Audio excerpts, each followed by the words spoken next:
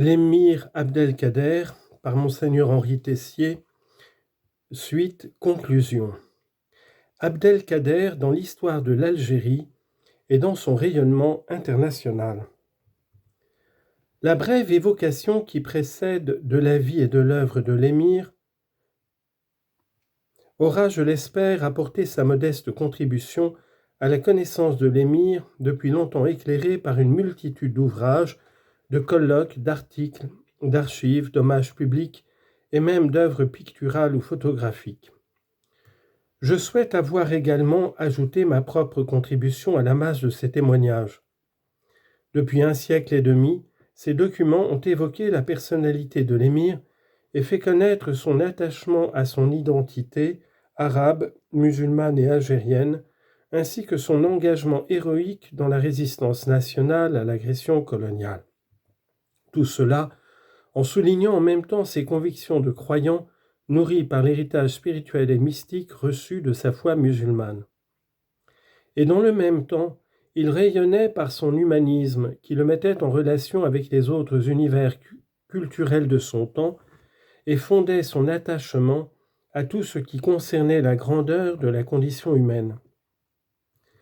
Abdelkader est considéré à juste titre comme le héros national qui a donné à son pays, l'Algérie, non seulement le courage de la résistance à l'agression coloniale, mais aussi un enrichissement national par son engagement à la fin de la période ottomane de l'Algérie, dans une nouvelle tentative de construction d'une nation moderne. Il allait prolonger cette action à d'autres plans au Moyen-Orient, et notamment lors de son intervention humanitaire à Damas, ou par son rayonnement personnel dans la société occidentale, mais aussi celle de la population syrienne de son temps. Et aujourd'hui, cet héritage multiforme est désormais aussi mieux connu dans sa dimension spirituelle grâce à l'étude de son expérience mystique. En achevant cet itinéraire, nous rappelons donc d'abord que le parcours de l'émir nous donne un bon témoignage de la formation que l'on assurait de son temps. Dans l'enseignement traditionnel d'une zaouïa familiale, c'est donc avec cette première formation que, guidé par son père, il a pu entrer ensuite en relation avec les érudits de l'islam qu'il devait rencontrer lors de son premier pèlerinage au lieu saint de l'islam, la Mecque et Médine, puis au Caire, à Damas et à Bagdad, sans oublier en chemin la traversée de l'Algérie et de la Tunisie, puis, au retour, celle de la Libye. C'est instruit par ce voyage qu'il prendra ensuite la responsabilité de conduire la lutte pour repousser l'agresseur et chercher à faire l'unité de la nation dans cette résistance. Pendant toutes ces années de chef d'État, il témoignera de l'élargissement de son engagement, d'événement en événement et d'épreuve en épreuve, rassemblement des tribus, formation d'une première armée nationale, création d'un encadrement d'État, les khalifaliques, la justice, etc., création de nouvelles villes, mise en place d'une première industrie de l'armement et établissement de relations diplomatiques non seulement avec le Maroc et la France, mais aussi avec la Sublime Porte, l'Angleterre, l'Espagne, les États-Unis et d'autres pays. Ainsi, pendant la première période de sa vie d'adulte, de 1832 à 1848, ce furent des aspects remarquables des qualités de l'émir qui ont été mis en œuvre et qui ont été reconnus même par ses adversaires.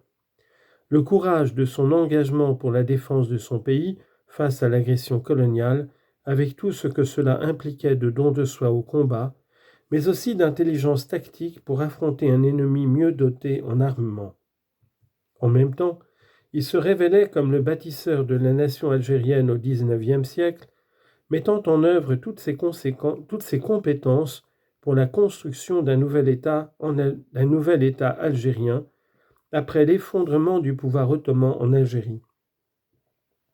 C'est dans ce double engagement qu'il fera connaître d'abord en Occident puis en Orient son courage au combat, son attachement à son identité nationale et religieuse, son intelligence des situations, sa patience dans les épreuves, son ouverture à l'autre et son respect des personnes.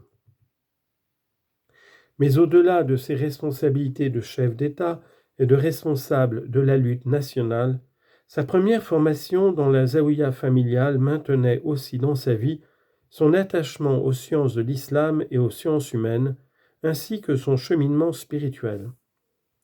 Son horizon intellectuel fut constamment enrichi par son attachement aux livres,